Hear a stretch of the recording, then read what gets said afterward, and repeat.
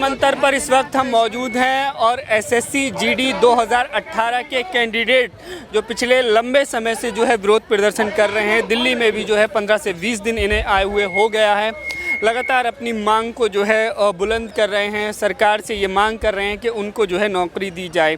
जो भी स्टेप होती है नौकरी की, जो भी स्टेज होती है वो सारी क्वालिफाई कर दिया है, रिटर्न फिटनेस सारा कुछ मेडिकल हो गया है, लेकिन नौकरी जो है नहीं मिली है।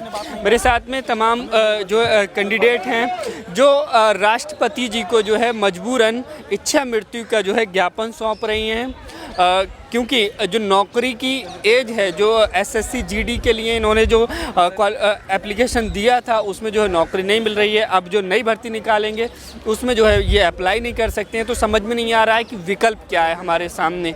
सरकार से लगातार मांग कर रहे हैं लेकिन सरकार जो है सुन नहीं रही है। कोई भी मंत्री अधिकारी इनकी समस्या को लेकर के गंभीर नहीं है। मैं बात करूँगा कहाँ से आई हैं आप और बताइए आप अपने बारे में। और ये जो आपने जी, मैं काजल यादव महाराष्ट्र से आई हूँ। यहाँ पे 12 तारीख से हम घर से निकले। 14 को जो पहले धरना था हमारा, लेकिन उस दिन पे ब्लैक डे था पुलवामा अटैक की वजह से, संडे भी था। चलो हम मान लिया कि नहीं भाई परमिशन नहीं है, आगे रूल रेगुलेशन हमको बताए गए थे कि नहीं हो सकता, हमने चलो मान लिया, हम निकल गए। फिर हम वहाँ 14 तारीख से घूम रहे, हमको परमिशन नहीं मिल रही।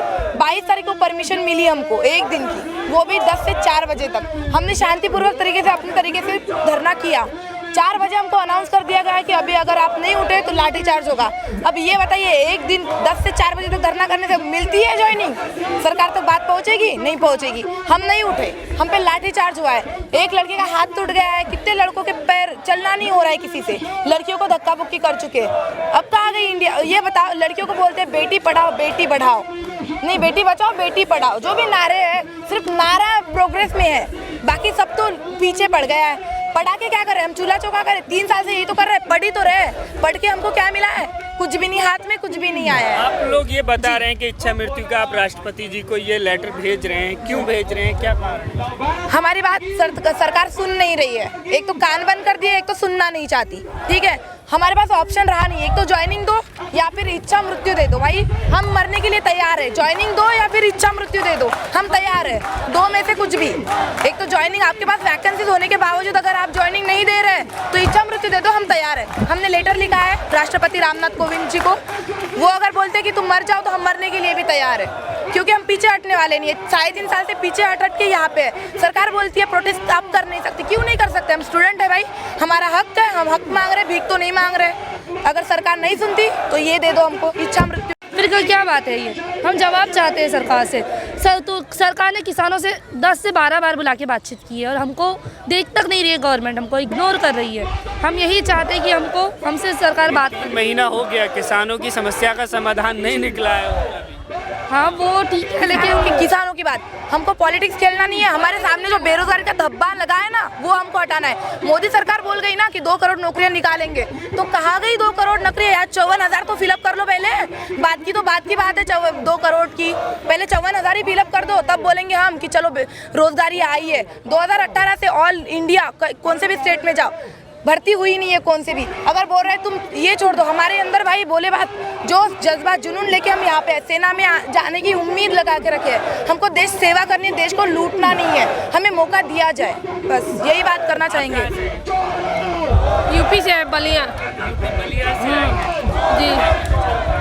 कहना चाहते हैं हम कि हम तो एक निम्न परिवार से हैं सर, और हमें इनके मतलब इतने दिनों से यहाँ पे मेरे पापा एक छोटी सी जॉब करते हैं, जिससे मतलब मेरे घर का खर्चा तो चलता है, लेकिन बेटियाँ पढ़ नहीं सकती हैं। तो हम लोग खुद से मेहनत करके अपनी पढ़ाई पूरी की है, यहाँ तक आए हैं। यहाँ आने के बाद हम लोग को ऐसे दिखाना पड़ रहा है, कोई आज तक पिछले काफ़ी दिनों से दिल्ली में हैं, आज फिर आप जंतर मंतर पर आए हैं, क्या कहना चाहते हैं, कहाँ से आप आए हैं? जी, मैं बिहार से आया हूँ, बिहार के गया जिले से हूँ, जो नक्सल प्रभावित जिला है। और हम लोग सरकार से यही बार बार मांग कर रहे हैं कि आपके पास जब जगह है तो हमें क्यों रोड पर लाने को मजबूर कर रहे हो, क्यों धक्के खिला रहे हो? आप तो बहुत बोलते हैं हम युवा के पीछे, हम राष्ट्र के पीछे बहुत ध्यान देते हैं। तो हम राष्ट्र के एक आपके अंग हैं, हम तो अंग बन चुके हैं। बस लेवल पे ठप्पा नहीं लगा हुआ। हम तो सेना में पूरी बन चुके हैं, बस सरकारी ठप्पा लगना बाकी रह गया हमारे शरीर पे। एसएससी जीडी का आपका मामला है, क्या मामला है, थोड़ा संक्षेप में बताइए। जी हम मामला 2018 में भारत सरकार की ओर से एसएससी के माध्यम से 60,210 पद पे भर्ती निकाली गई थी। अब उसमें हमने ऑनलाइन किया, उन्होंने 2018 के बाद 19 में एग्ज़ाम लिया। अब 1 साल बाद उन्होंने एग्ज़ाम लिया, फिर 19 के बाद 20 में उन्होंने फिजिकल करवाया। 1-1 साल का प्रोसीजर आप कर रहे हैं। 20 में ही आप अगर प्रक्रिया ख़त्म कर दिए होते, हमारे पास 1 साल और बचा होता। फिर 21 में जाके आप सारी प्रक्रिया को समाप्त करते हैं, मेडिकल, रिटेन, फिजिकल, अपने सारे प्रक्रिया हमसे करवा ली। अब और क्या करवाना चाहते हैं हमसे? आप हमसे जो भी योग्यताएं दिए, हमने तो उसे क्वालिफाई किया। अगर और कोई योग्यता है आपके पास, हम सरकार से निवेदन करते हैं, अगर हमें भर्ती करने के लिए और कोई योग्यता आपके पास है, वो भी हमारे सामने रखिए, हम उसको भी पार कर जाएंगे।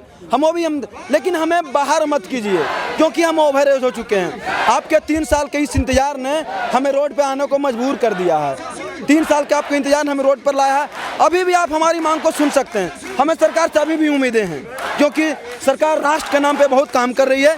तो हम भी एक राष्ट्र के अंग हैं, राष्ट्र हम भी सेना बन चुके हैं, सिर्फ सरकारी मुहर लगनी बाकी रह गई है।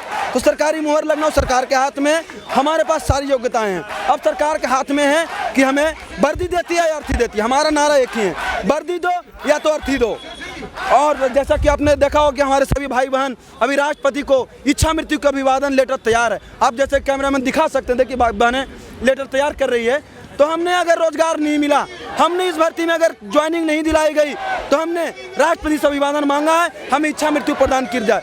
हम कितने दिन गार्जियन के बोझ बनकर बैठेंगे? और हम आयु सीमा में बढ़ोतरी की मांग नहीं कर रहे, हम इसी में भर्ती की मांग कर रहे हैं। क्योंकि आयु सीमा में बढ़ोतरी कर दीजिएगा, फिर आप इस भर्ती को 4 साल खींच के ले जाइएगा। हमारे परिवार की आर्थिक स्थिति उतनी ठीक नहीं है कि हम 4 साल और मेहनत कर सकेंगे। कहाँ से आएगा हमारे पास पैसा? इसी में हम कंगाल हो चुके हैं। हमारे गार्जियन को बहुत उम्मीदें थी, 8 साल से मेहनत कर रहे हैं इस एसएससी के पीछे। 2015 में रिजल्ट करवाया, वो तो हमारी गलती थी, मेडिकल में बाहर हो। लेकिन 2018 में हमने सारी प्रक्रिया पूरी की इंतजार के साथ। अब हो जाएगी, अब हो जाएगी। उसके चक्कर में हमारे पास घर की सारी स्थिति खराब हो गई। हमारी एक बहन है, शादी करने को बाकी है, इस इंतजार में कि भाई की जॉब होगी तो हमारी शादी अच्छे से होगी। हमारी बहन अभी घर पे है, क्या करेगी वो? इसलिए हम सरकार से अनुरोध करते हैं कि हम हाथ जोड़ के विनती करते हैं सरकार से, हमारी मांग को आप मानिए। हम आपके ही सेना बन चुके हैं, सिर्फ एक लेवल लगना बाकी रह गया सरकार का। वो लेवल हम पे लगाइए और हमें रोजगार दीजिए। करोड़ों रोजगार देने का वादा किया था मोदी जी ने, और पिछले कुछ दिनों से हम लगातार देख रहे हैं कि सोशल मीडिया के माध्यम से भी लगातार रोजगार की, जॉब की मांग की जा रही है। तो क्या जो उम्मीदें, जो वादे, जो आश्वासन दिए थे देश के युवाओं को, उन पर मोदी जी खरे नहीं उतरे? नहीं, अभी तक तो नहीं उतरे हैं, क्योंकि अगर खरे उतरते तो आज हमें यहाँ पे नहीं आना पड़ता। रोजगार अगर आती ना तो कहने की ज़रूरत नहीं पड़ती है। अगर रोजगार आती ना, अगर 300 की वैकेंसी आती है ना, तो स्टूडेंट को पता चलती है कि वैकेंसी आ गई। आप तो 2 करोड़ की बात किए थे, वो तो आती तो हम बंदे यहाँ पे नज़र ही नहीं देते। हमें तो रोजगार मिलता, हम घर पे होते, अपने ज्वाइनिंग पे होते, हम ये रोड पे क्यों आए? हाँ, अभी भी हमें सरकार से अनुरोध है कि अभी भी आप हमारी मांग को स्वीकार कर लीजिए। हम ज़्यादा कुछ नहीं कर रहे, बस इसमें आप सीट इंक्रीज कीजिए। आपको कहीं से सीट लाने की ज़रूरत भी नहीं है, वैकेंसी लाने की ज़रूरत नहीं है, क्योंकि आपने खुद कहा हमारे पास 1,11,000 पोस्टें खाली हैं। आप सिर्फ सीट को इंक्रीज कीजिए, हमारे नाम को उसमें सबमिट कर दीजिए, और बाकी हमें कुछ नहीं चाहिए। कल मोदी जी ने मन की बात की, उसमें उन्होंने युवाओं को लेकर के एक बात पर जोर दिया, आत्मनिर्भर, कि युवा जो है देश का आत्मनिर्भर बने। और वो कह रहे हैं कि वो किसी के सहारे ना बैठें, वो सोचे नहीं, वो दृढ़ निश्चय के साथ आगे बढ़ें, आत्मनिर्भर बने। जी, मैं बताता हूँ इसी मुद्दे पे, आत्मनिर्भर भारत पे। आत्मनिर्भर भारत के अधिक सेक्टर हैं। क्या सेना भी आत्मनिर्भर बनेगा? सेना भी आत्मनिर्भर, क्या सेना में जाने के लिए आत्मनिर्भर क्या करेगा? क्या घर पे गोली चलाएं? गोली चलाएं घर पे तो आत्मनिर्भरता हो जाएगी? घर में बैठ के देश की सेवा होगी क्या? आत्मनिर्भर सेना के मामले में कहाँ आती है? आप खुद मीडिया बंधु बताइए, आत्मनिर्भरता सेना के मामले में है क्या? हम क्या करें आत्मनिर्भर? इसमें क्या करें? घर पे गोली बनाएं?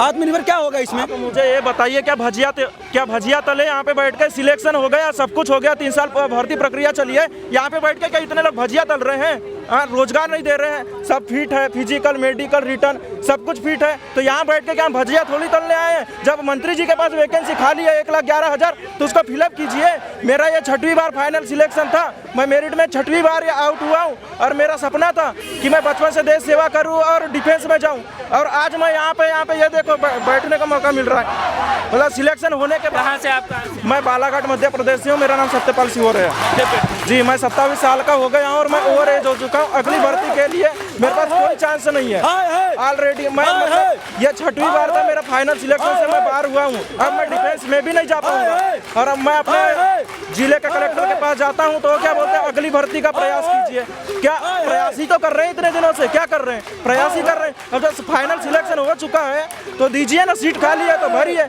न्यू वैकेंसी क्यों ला रहे हैं भाई? 25 मार्च को न्यू वैकेंसी का अनाउंस कर दिया लोगों ने। न्यू वैकेंसी की जरूरत ही नहीं है। जब 55,000 फीट कैंडिडेट है इनके पास तो न्यू वैकेंसी की जरूरत ही नहीं है। तो इतने लोगों को लेना चाहिए, कहाँ रोड पे छोड़ेंगे इतने लोगों को? देश के युवाओं ने एक बार नहीं 2-2 बार नरेंद्र मोदी जी को इस देश के प्रधानमंत्री बनाया कि वो युवाओं के लिए कुछ करेंगे, तो क्या इस वक्त कुछ कर रहे हैं सरकार रोजगार के मुद्दे पर? जी, जब से हम वोट देने के काबिल हुए हमने बीजेपी को ही वोट दिया है। बीजेपी को वोट जी हमने जब से यही समझ के बीजेपी को वोट आरएसएस से है, बीजेपी को बहुत सपोर्ट किए, क्या कुछ नहीं किए जी। आरएसएस से बीजेपी से है, हमने शुरू से लेके लास्ट तक बीजेपी का सपोर्ट किया और आज देखिए हमको सड़कों पे लाके छोड़ा गया है। हम लोग करें तो क्या करें, क्या कर ले हम लोग? बोल रहे हैं मोदी सरकार और हम देश हित में राष्ट्रीय हित में बहुत काम कर रही है हमारी सरकार। जी अभी देखिए, अभी चीन का वो हो रहा है, अभी चीन और बॉर्डर डोकलाम में वहाँ पे डोकलाम में और बॉर्डर डोकलमाला में चीन घुस रहा है। मोदी बोल रहे हैं कि रोजगार देंगे हम लोग फौज में। आज कहाँ है रोजगार? हम लोग सड़क पे मेडिकल रिटर्न फिजिकल सब बात करने के बाद हम लोग ऑल क्वालिफाइड होने के बाद भी हमको रोड पे ला दिए, तो कहाँ से देश की सेवा होगी? जब भर्ती कहाँ से देगी मोदी सरकार? जब ऑलरेडी फिट है, जब नई सरकार, जब नई वैकेंसी क्यों ला रहा है फिर मोदी सरकार? जब फिट है हमको ज्वाइनिंग दिया जाए, हम यही हमारी मांग है। आप मुझे बताइए, जब कोई भी भर्ती प्रक्रिया 1 साल में परिपूर्ण हो सकती है, इसको 4था साल होने जा रहा है। अब कोविड के चलते 1 साल तो लेट हो गया, अब क्या करेंगे हम लोग? कोई भी भर्ती प्रक्रिया 1 साल में कंप्लीट हो जाती है, इसको 4-4 साल लग रहे हैं। यह ऐसा कहाँ का सिस्टम है? सरकार इसके ऊपर ध्यान देना चाहिए। तो आप लोग मोदी समर्थक रहे हैं, अभी भी है मोदी अभी भी है, हमारे जिले में आज भी बीजेपी है, हम आरएसएस के आज भी है, आज भी है। हम सरकार से ही उम्मीद करते हैं और आज भी हम पे सरकार उम्मीद करते हैं कि हम हमारी सरकार हमारी बात सुनेगी। आज मोदी जी पर भरोसा है और जरूर मोदी बोलते हैं। मोदी जी को वोट ही इसी नाम पे दिए थे कि मोदी जी राष्ट्रवाद के बड़े भक्त हैं, राष्ट्रवाद राष्ट्र के प्रति बहुत सोचते हैं, उनका विजन ही नहीं था। नहीं तो ठीक है कर रहे हैं, लेकिन कब होगा? डोकलाम में, चीन में, पाकिस्तान बॉर्डर पे आपकी घुसपैठ होती है, क्यों होती है? क्योंकि उस सेना की कमी साफ झलक रही है कि सेना की कमी है आपके पास। तो फिर हमें लीजिए ना, हम तो जाने के लिए आतुर हैं, मरने को तैयार हैं, फिर हमें क्यों रोड पे ला रहे हो? हमें ले चलिए बॉर्डर पे, हम वही मरेंगे, हम इसीलिए तो तैयार हैं। से बढ़िया बॉर्डर पे मर जाए, देश का नाम कमाएंगे। क्या करेंगे? यहाँ पे रह के भटक रहे हैं। देखो आप रोड पे 54-55 हजार लोग, मतलब 54,000 को ले रहे हैं 1,09,000 में से। कल मोदी जी मन की बात में आत्मनिर्भर भारत की बात कर रहे थे कि युवा जो है वो आत्मनिर्भर बने, वो किसी के सहारे ना बैठे, वो खुद जो है खुद से कुछ करें। हम आत्मनिर्भर से यहाँ तक पहुँचे हैं, यहाँ किसी की सपोर्ट नहीं है। हमने खुद तैयारी की, कोचिंग की, मेहनत की, 5 किलोमीटर रनिंग दौड़ निकाले, एग्जाम निकाले, आज यहाँ तक पहुँचे हैं। ये सब सीख के घटिया सिस्टम से हमने आज हमको बाहर कर दिया है। क्यों? क्योंकि नाइसर से वेटिंग लिस्ट देता है और आज देखो मेरिट लिस्ट कहाँ से कहाँ बढ़ गया, 10 से 15 नंबर। अगर हमको बाहर निकालना ही था तो एग्जाम पे ही निकाल देता या मेडिकल में ही निकाल देता। इतने सारे बंदे क्यों बुलाना एक साथ जब आपके पास पोस्ट कम है? तो है? हम सरकार से ही मांग करते हैं SSC GD all medical fit को ज्वाइनिंग दिया जाए, बस हम यही हमारी मांग है और हमारी मांग पूरी होनी चाहिए। नहीं होगी हम अनिश्चितकालीन धरना प्रदर्शन करेंगे जंतर मंतर में। हम दिल्ली छोड़ के जाने वाले हैं नहीं, जब तक हमारी मांगे पूरी नहीं होगी हम दिल्ली छोड़ के नहीं जाएंगे। यही मर जाएंगे, यही दम तोड़ देंगे, लेकिन हम दिल्ली छोड़ के नहीं जाएंगे क्योंकि हमको मैं सुरेंद्र चौधरी पंजाब से जी जी मैं 12 तारीख का यहाँ पे आया हूँ। हमारा एक ही मुद्दा है कि जो 55,000 के मोदी जी को वोट दिया था आपने? हाँ जी मोदी जी को वोट दिया था? जी मोदी जी को वोट दिया था, इसीलिए मोदी जी को इसीलिए चुना था कि ये आएंगे, जो युवा यहाँ पे बेरोजगारी में भटक रहा है इनके बारे में कुछ ना कुछ सोचेंगे, नौकरी देंगे, बेरोजगारी कम होगी, मैं आपको बता दूं कि आज से कुछ समय पहले की गवर्नमेंट घर से उठा के फौज में भर्ती करता था। आज युवा सब कुछ जैसे इनके भर्ती बोर्ड के द्वारा जो प्रक्रिया रखी जाती है, पहले रिटर्न, फिर फिजिकल, फिर मेडिकल, वो सभी हमने स्टेज को पार किया है, फिर भी ज्वाइनिंग नहीं दे रहा। अब हमें इतने 15-20 दिन हो गए, हमारे साथ हमारी बहनें भी हैं, बहुत से सभी ऑल स्टेट से आए हुए हैं, हमारी कोई सुनवाई नहीं हो रही। हमने मेमोरेंडम भी दे के आए हैं, जो गृह मंत्रालय में, राष्ट्रपति भवन में, पीएम में, एसएससी चेयरमैन को भी, पर हमारी अभी तक कोई सुनवाई नहीं हुई है। तो क्या लगता है युवाओं के मुद्दों पर सरकार गंभीरता से विचार नहीं कर रही है? नहीं, बिल्कुल नहीं कर रही अभी तक। तो अगर कर रही होती तो हमें आज रोड पे ना आना पड़ता। हम सरकार से यही निवेदन करते हैं। यहाँ कितने दिन हो गए आपको आए हुए? मुझे 20 दिन हो गए हैं। 20 दिन हो गए। हाँ जी। सरकार का कोई मंत्री या प्रधानमंत्री की तरफ से कोई कॉल, कोई बातचीत? नहीं, बिल्कुल किसी ने कोई कॉल नहीं आया, कोई किसी ने हमारे साथ बातचीत करने की कोई कोशिश नहीं की। हम तो कह रहे हैं, हमारे जो दिल्ली पुलिस वालों को भी कह रहे हैं कि हमें किसी न किसी नेता से मिलवाया जाए, हमारी बात की सुनवाई हो। हम इतने दिन से रोड पे यहाँ पे हमारे पास रहने का नहीं है, इधर कितने दिन से हम बहुत मुश्किल से रह रहे हैं, कोई हमारे पास सुविधा नहीं है। हम रोड पे अजय बीजेपी कार्यालय अजय गुप्ता के पास भी हमने ज्ञापन दिया, वहाँ से हमें कोई सुनवाई नहीं, कोई ज्ञापन हमें कोई जानकारी नहीं मिली अभी तक आके। आज यहाँ धरना प्रदर्शन कर रहे हैं, अब बीजेपी का कोई एक नेता भी नहीं आया पूछने के लिए कि क्या कर रहे हो क्या नहीं कर रहे। मैं मध्य प्रदेश का रहने वाला हूँ, मैंने कलेक्टर को, एमएलए को, सीएम तो सांसद को, सभी को ज्ञापन दिया, मगर आज तक किसी ने हमारी बात नहीं सुनी, ना ही हमको लगता है कि हमें कुछ समझते ही नहीं, हम युवा ही नहीं है समझते। गवर्नमेंट को यही चाहते हैं हम लोग कि युवा में बहुत शक्ति है, ताकत हम दिखा के रहेंगे। आज हम देश सेवा करने के लिए यहाँ पे भाई मरने मिटने के लिए, तो हमको सरकार को दिख नहीं रहा है। सरकार को सिर्फ अपने सिस्टम, अपने वोटिंग पे ही है जो कुछ आज चुनाव लड़ रहे हैं, आज वहीं पे देख रहे हैं। आज बेरोजगार इतने भूखमरी आ गई है, सरकार को दिख नहीं रहा है, और बोलते हैं कि रोजगार देंगे, रोजगार देंगे। कहाँ है रोजगार? आज सड़कों में देखो, आज रोजगार हुए, कहाँ है रोजगार? भाई यही घर चाहता था। मोदी जी को जिताने में हमने युवाओं ने जान लगा दी थी। जब मोदी जी की सरकार बनाई युवाओं ने, मोदी जी को हमारे साथ ऐसा छलवा नहीं करना चाहिए। मोदी जी से आपसे उम्मीद है, आप युवा के साथ हो, पर हम आपसे एक ही अपील करना चाहते हैं, हमें ऑल मेडिकल कैंडिडेट को ज्वाइनिंग दो। हम एक किसान के बेटे हैं, कोई नेता के बेटे तो है नहीं जो हम कर लें। किसान का बेटा ही एक देश की सेवा करने का जज्बा रखता है, और हमारे जुनून है, जोश है, उमंग है कि हम देश की सेवा करें और देश के बॉर्डर पर जाकर ही हम अपनी हाथ प्राण दें। देश की सेवा करने का हमें मौका दिया जाए। मोदी जी आपसे एक ही अपील है, ऑल कैंडिडेट को ज्वाइनिंग दी जाए।